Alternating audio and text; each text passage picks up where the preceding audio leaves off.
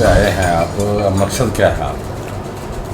ऐसा है, अखिल भारतीय कांग्रेस कमेटी का एक अभियान है हरियाणा मांगे हिसाब, जिसका नेतृत्व श्री दीपेंद्र हुड्डा जी सांसद रोहतक कर रहे हैं।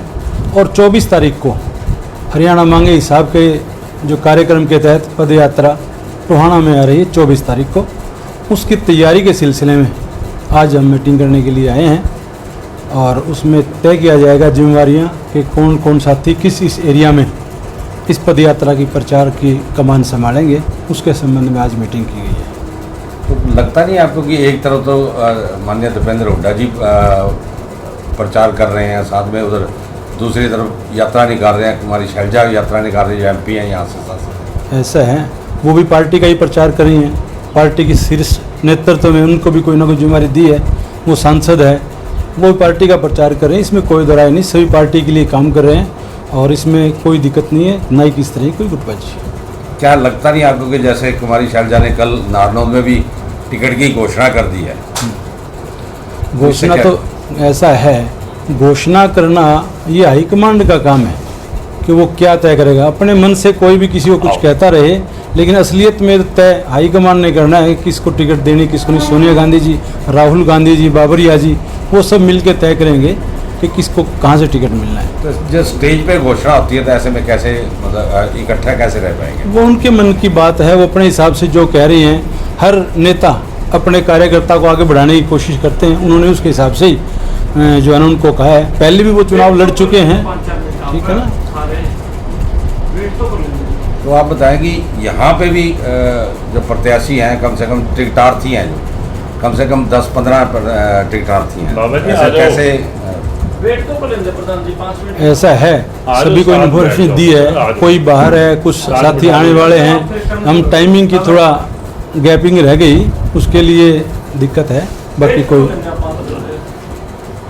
उनमें से कैसे चुनाव करें? ऐसा है जी, अभी हमारे पास एक्यूरेट लिस्ट नहीं है। टिकटार्थी तो शायद 25 से 30 भी हो सकते हैं। जैसे ही हमारे पास लिस्ट आएगी तभी सभी को बुलाकर भी उनकी भी एक मीटिंग का हम आयोजन करेंगे। उसके बाद और नए तरीके से दोबारा से जो है ना ड्यूटियां लगाई जाएगी, इसमें कोई दराई नहीं है। तो इनका चुनाव कैसे हो पाएगा? जो टिकटार्थी का चुनाव कैसे हो? ये हाईकमांड तय करेगा, इनका सर्वे होगा, पहले टिकटार्थियों का सर्वे होगा, अभी कौन कौन काबिल हैं, कौन कौन नहीं है। उसके बाद हल्के में जो है ना सर्वे की टीमें जाएंगी। हाईकमांड ने तय कर रखा है कि सर्वे के आधार पर जिस प्रकार लोकसभा की टिकटें दी गई थी, ठीक उसी तर्ज पर सर्वे करवाकर उसके हिसाब से टिकटें दी जाएगी। कोई क्राइटेरिया भी रखा गया? क्राइटेरिया एक ही है, सर्वे। जो सर्वे है, सर्वे में जिसका नाम आएगा 3 बार सर्वे होना है, जैसे जिसका नाम आएगा उसके हिसाब से टिकटों का वितरण किया जाएगा। और ये तय करेंगे सोनिया गांधी जी, राहुल गांधी जी, बाबरिया जी और प्रदेश हाईकमान अध्यक्ष उदयभान जी, सभी मिलकर ये तय करेंगे किसको टिकट दी जानी है। आप कोऑर्डिनेटर टोहाना से, आपने यहाँ के भी बाकी और विधानसभा में भी ऐसे हालात होंगे जहाँ पर काफ़ी कैंडिडेट है। हाँ। टोहाना में आपने सिचुएशन देख ली होगी किस तरह से है। ठीक है। तो आपने कहाँ तक ट्राई किया है, कहाँ तक सफल हो कि मतलब सभी कैंडिडेट को आप इकट्ठा करते? बिल्कुल ऐसा है। मैं 1 सप्ताह पहले भी मीटिंग करके गया हूँ, तब भी काफ़ी हमारे साथी यहाँ मौजूद थे। मैं पहले ही कह चुका हूँ कि जैसे ही हमारे पास लिस्ट आ जाएगी उस दिन फिर सभी को बुलाकर दोबारा से मीटिंग करेंगे और नए सिरे से दोबारा फिर जिम्मेवारियाँ तय कर दी जाएंगी। तो लास्ट डेट क्या रखी गई है? किस चीज़ की? ये कब तक मीटिंग जैसे लिस्ट आएगी दोबारा फिर मीटिंग कर लेंगे। लास्ट मीटिंग कब रखी गई है? किस चीज़ की लिस्ट देने की?